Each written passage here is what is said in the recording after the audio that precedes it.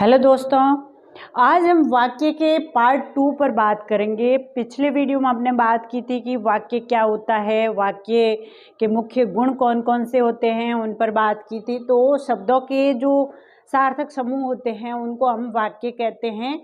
और कोई भी वाक्य होता है उसमें दो अंग होते हैं, दो अंग। पहला अंग जो है वो है उद्देश्य और दूसरा अंग है उसे कहते हैं विधेय। वाक्य जैसे यहाँ पर ये वाक्य एक मेरे लिखा हुआ है कि सोहन का भाई मोहन अच्छा लड़का है, ये वाक्य लिखा हुआ है।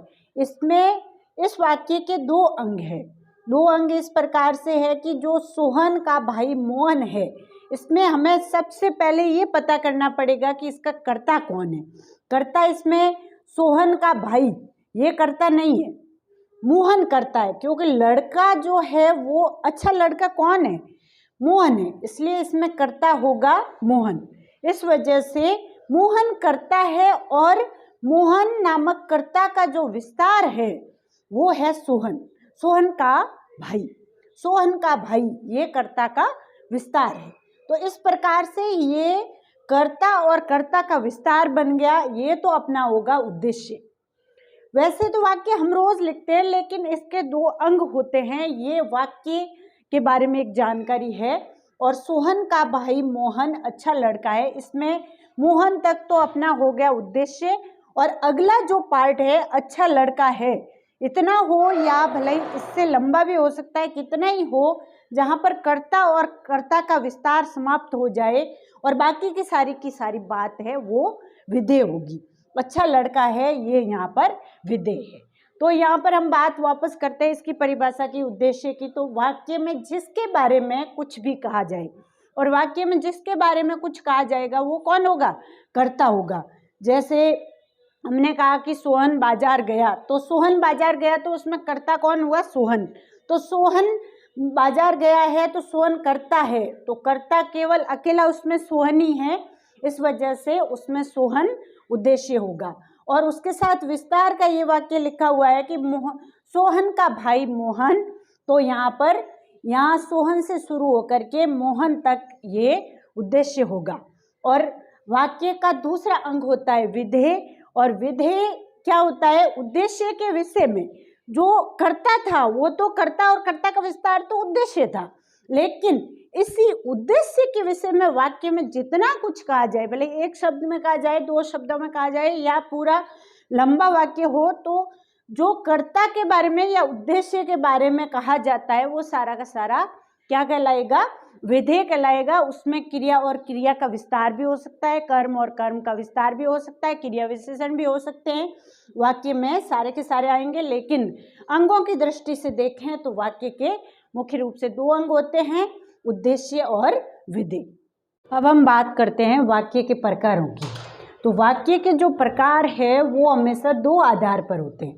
दो आधार है। जो पहला आधार है वो तो है रचना के आधार पर, और दूसरा आधार जो है वो है अर्थ के आधार पर। यानी रचना या संरचना जो होती है वाक्य की, उसके आधार पर तो वाक्य होते हैं तीन प्रकार के, और अर्थ के आधार पर, यानी जो वाक्य का अर्थ निकलता है उसके आधार पर वाक्य होते हैं 8 प्रकार के।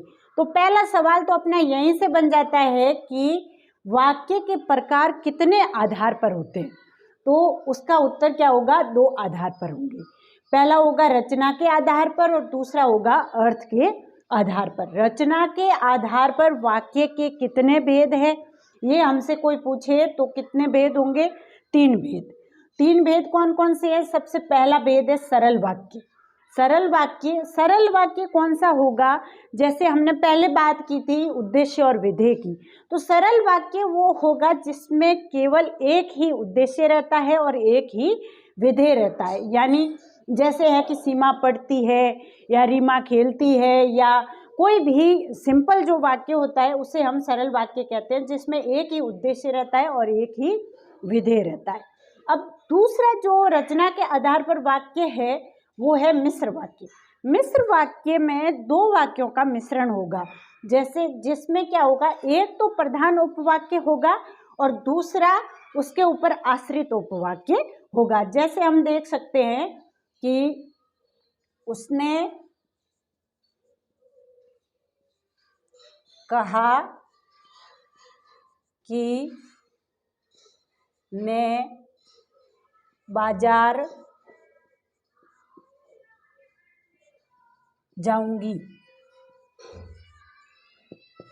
तो यहाँ पर उसने कहा कि मैं बाजार जाऊंगी, ये जो है इसमें उसने कहा कि, ये की से पहले का जो है वो तो होगा इसका प्रधान उपवाक्य, और मैं बाजार जाऊंगी ये होगा इसका आश्रित उपवाक्य। आश्रित उपवाक्य एक से ज्यादा भी हो सकते हैं। इस प्रकार से ये हो गया मिश्र वाक्य। फिर अगला जो है वो है संयुक्त वाक्य।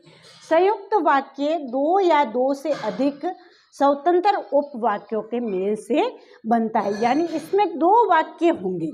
जैसे ये है अंकिता पढ़ी और सो गई, यानी अंकिता ने पढ़ाई की, एक ये उपवाक्य हो गया, और ये कंजक्शन लग गया और इससे जोड़ करके एक और वाक्य बना। इसमें दो क्रियाएं आ रही है, पढ़ी और सो गई, तो दो अलग अलग काम हो रहे हैं, एक है पढ़ना एक है सोना। इस वजह से ये, और यहाँ पर अपने को और याद रखना है, जहाँ और आता है। और भी खूब सारे ऐसे शब्द हैं जिनकी हम अगले वीडियो में बात करेंगे कि हम संयुक्त वाक्य की पहचान कैसे करें, मिश्र वाक्य क्या होता है, सरल वाक्य क्या होता है, ये सब अगले वीडियो में बात करेंगे।